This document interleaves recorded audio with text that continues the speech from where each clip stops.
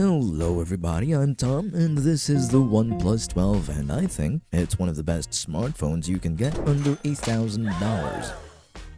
Currently, the 512GB version costs $899, practically $900 if you think about it. I recommend that version if you're a data hog, otherwise you can get the cheaper 256GB version. That one costs almost $800, that's $100 cheaper basically.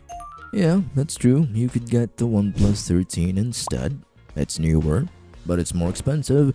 Do you have that kind of money? Anyway, let's get started with build quality first and foremost. For simplicity's sake, we're going with the 512GB green colored one. The OnePlus 12 has a stylish look, at least I think it does. The camera bump, I think, is pretty out there. Like, in your face. I mean, it's got cameras and that's what's important. The back looks gorgeous and it has a marble texture, but despite that, it's still glass. Gorilla Glass, that is. The front, however, is made of Gorilla Glass too, and the frame is made of aluminum. All in all, it's a pretty solid design and it's unique enough to tell your friends you're a special guy. Which sounds weird. Let's move on to the guts of the machine. The OnePlus 12 runs on Android 14 with up to 4 major Android updates. On top of that is the Oxygen OS skin, so expect some pre-installed bloatware. The OnePlus 12 uses the Qualcomm Snapdragon 8 Gen 3, which, as you know, is a pretty recent chipset. It's a powerful chip, one of the best performing, relatively speaking, thus you won't ever find yourself needing a lot of power and performance. Unless you do weird stuff to your phone, which I doubt you do, but yeah, it's a very powerful processor really. Anyway, the display is a 6.8-inch LTPO AMOLED with a screen resolution of 1440 by 3168. It's advertised of being capable of displaying 1 billion colors, and of course, what flagship phone nowadays doesn't have a 120Hz refresh rate? The display is capable of HDR thanks to its really high brightness, measuring around 600 nits typically, but more than that of course. All in all, it's a pretty great screen. Under the screen, by the way, is an optical fingerprint reader.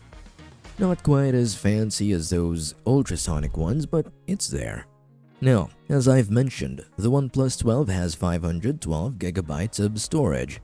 I think that's plenty enough in my opinion. Unfortunately, the OnePlus 12 does not have an SD card slot, so if you plan to get the cheaper one, you might end up regretting it.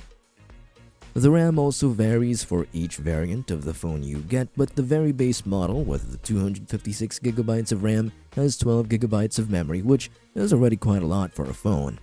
I don't really think you'll be needing much more than that, but if you do, the 512GB version has 16GB of RAM, which is as much as some PCs have.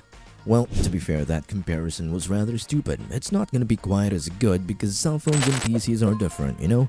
Okay, I mean, that should have been obvious anyway. Speaking of obvious, a smartphone of this price and quality should have a great set of cameras, right? Well, that it does. The main rear camera is a 50-megapixel wide camera with OIS, or optical image stabilization. That means videos will be relatively stable when you're recording and you're in a rocking boat, for example, or you're driving on rough terrain.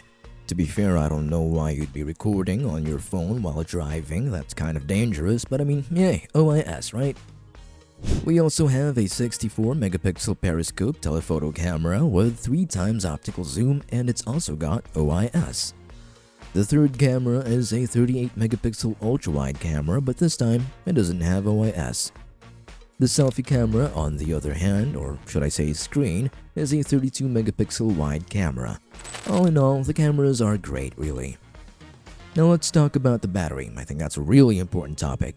What good is a flagship phone if it doesn't last you a long time in between charges? The OnePlus 12 has a 5400 mAh battery. That's relatively bigger than other flagship phones. I'm really abusing the word relatively now.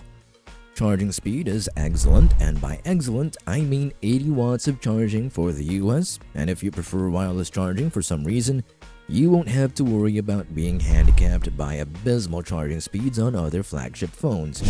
The OnePlus 12 has a wireless charging speed of 50 watts. Anyway, that's the OnePlus 12 for you. one of the best smartphones you could get under $1,000, if not the best. If you want to grab it, you can scan this QR code here for the 512GB version or this one for the 256GB version. If you don't feel like scanning a QR code, you can just click on the links in the description below. That could be easier for you. Anyway, thanks for watching. I hope you have a great day.